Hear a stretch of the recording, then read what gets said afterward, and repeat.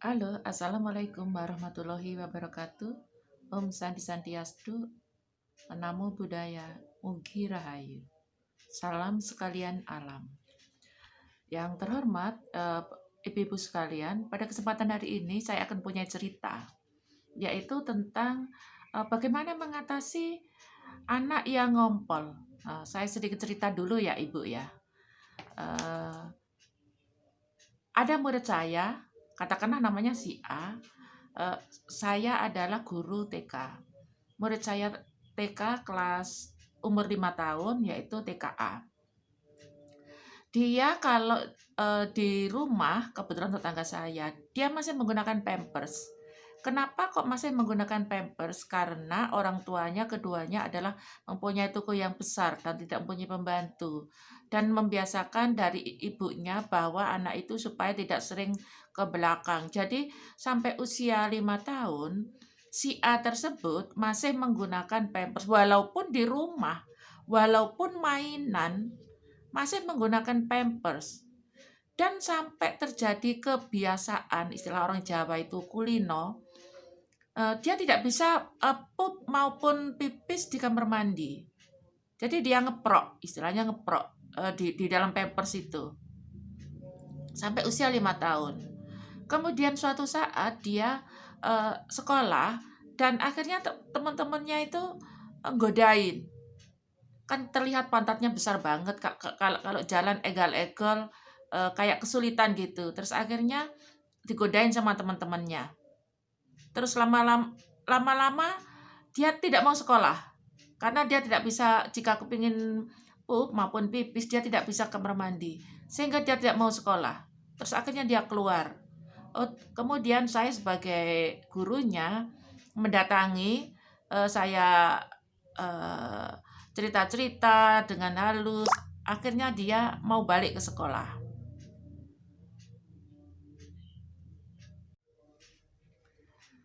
Kemudian anak tersebut akhirnya mau sekolah lagi dan mulai sedikit berkurang tentang Pampers karena saya juga ke pendekatan kepada ibunya.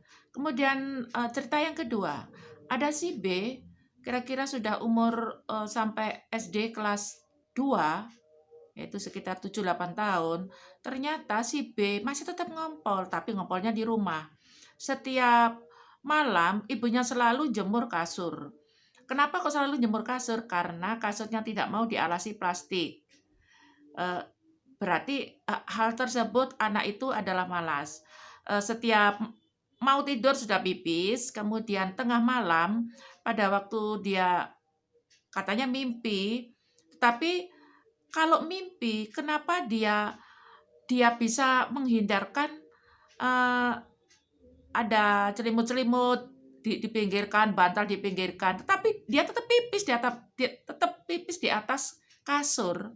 Dan kasurnya memang tidak mau dialasi, katanya tidak enak kalau kalau tidur pakai alas.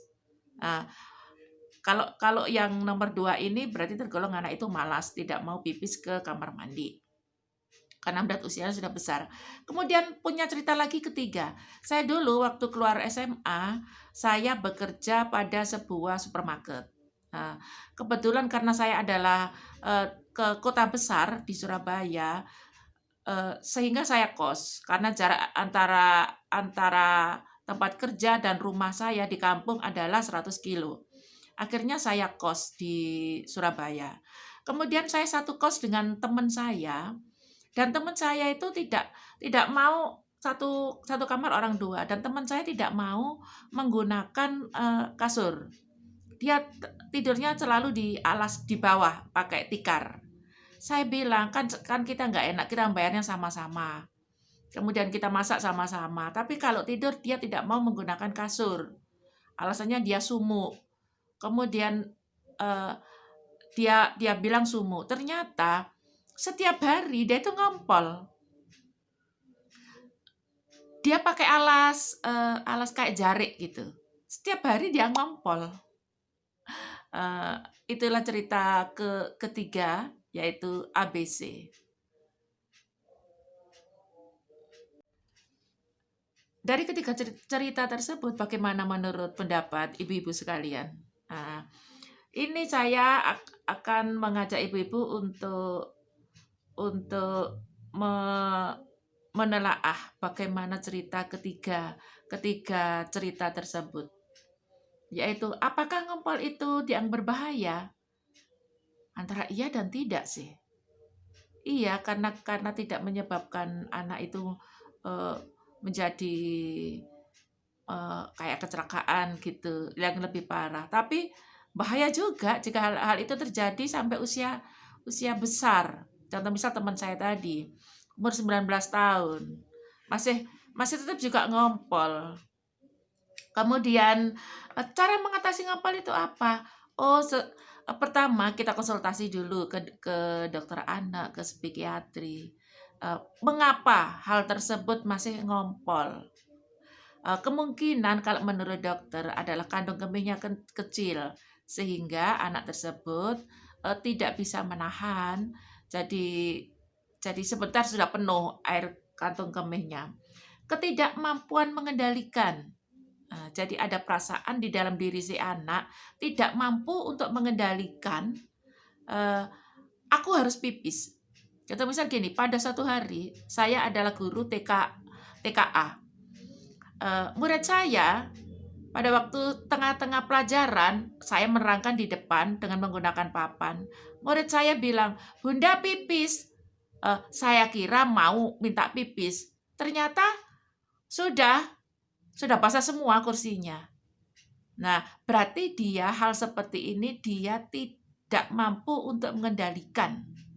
Pada waktu pipis sudah terjadi, gitu loh.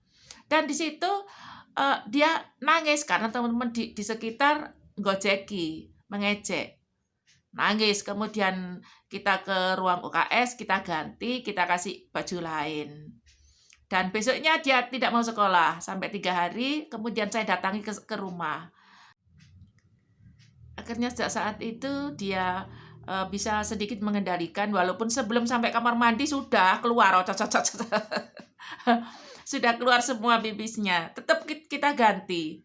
Sehingga orang tuanya itu selalu memberi memberi baju ganti, celana dalam ganti, selalu membawakan di tasnya. Saya menghendaki, supaya ya itu tadi, dia tidak bisa mengendalikan, mau pipis udah gitu loh. Jadi orang tuanya mesti memberi bekal, pakaian tambahan. Kemudian ketidakseimbangan hormon. Lah ini kita harus konsultasi dengan dokter anak, dengan dokter, yang ngerti tentang medis, mengapa anak kita masih ngompol dengan usia seperti itu. Kemungkinan infeksi saluran kemih sehingga anak tersebut tidak bisa mengendalikan dirinya, belum sampai kamar mandi sudah keluar pipisnya. Kemudian ada lagi yang lain yaitu, apakah anak sekecil itu sudah bisa kena diabetes? Nah, kalau menurut keterangan dokter bisa juga, anak sekecil itu sudah bisa kena diabetes. Kemungkinan karena faktor keturunan juga bisa, atau karena suatu sebab lain di dalam diri anak itu sendiri. Kemudian ada sembelit yang kronis.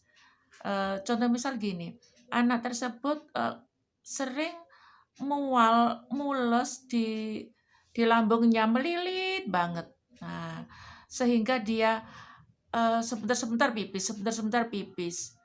Kemungkinan ada sedikit sakit di dalam, dirinya. Ataupun ada penyebab lain. Contoh misal ada, gini, kemungkinan penyebab lain, contoh misal gini, anak itu, stres berat, sehingga ada ketakutan yang sangat, bisa juga karena stres yang berat.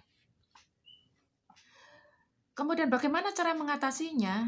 Yaitu kita pertama konsultasi dulu ke dokter, kemudian ke dokter kesehatan, dokter anak. Kemudian jika hal itu sudah bisa dilakukan dan dengan minum-minum obat, tetapi masih ada yang kurang, kemudian, cobalah kita sebagai ibu untuk membuat dia memberi reward. Memberi reward seakan-akan dia itu mmm, "Adik, nanti malam jika adik mau pipis diantarkan bunda ke kamar mandi. Dan jika adik sampai pagi kasurnya tidak basah, adik tidak pipis di kasur, tidak ngompol, adik diberi mama hadiah." Hadiahnya apa? Rahasia. Makanya, kalau mau pipis cepet aja lari ke kamar mandi. Jadi ada dorongan semangat supaya supaya si kecil tidak pipis di kasur. Kemudian kalau bisa sebelum tidur malam dibiasakan untuk tidak minum air terlampau banyak. Boleh sih minum, tetapi, sebagai ibu di rumah harus sering-sering seumpama mau tidur, anaknya diajak dulu, "Ayo Dek, kita sekarang ke kamar mandi, gosok gigi, cuci tangan, cuci kaki, kemudian pipis." Kemudian tengah malam, sebagai ibu, kita harus sering membangunkan dia, "Ayo Dek, bangun Dek, ikut Mama ke kamar mandi ayo, dibantuin." Walaupun dia, "Mah, malas, Mah, ngantuk, Mah." "Ayo, digendong Mama, ayo, cepet." Gitu. Pokoknya kita pandai-pandai mendekati mendekati anak kita. Atau kalau memang dia sudah agak besar, sudah bisa mengendalikan, itu dikasih alarm kira-kira jam 12, alarmnya ditaruh di telinga dia. Kalau dia tidak mendengarkan karena sebagai ibu itu tidur di kamar sebelah, sebagai ibu cepet-cepet kita ke ruangan si anak. "Ayo Dek, bangun, itu jamnya sudah berbunyi." "Aduh Ma, males Ma, ngantuk." "Ayo, dibantu Mama ayo. Ayo ayo digendong Mama ayo." Bagaimana, baiknya kita supaya, anak tidak, pipis di kasur. Kemudian jika, kita minum kopi, jangan dibiasakan. Anak kemungkinan, memberi kopi jangan dibiasakan.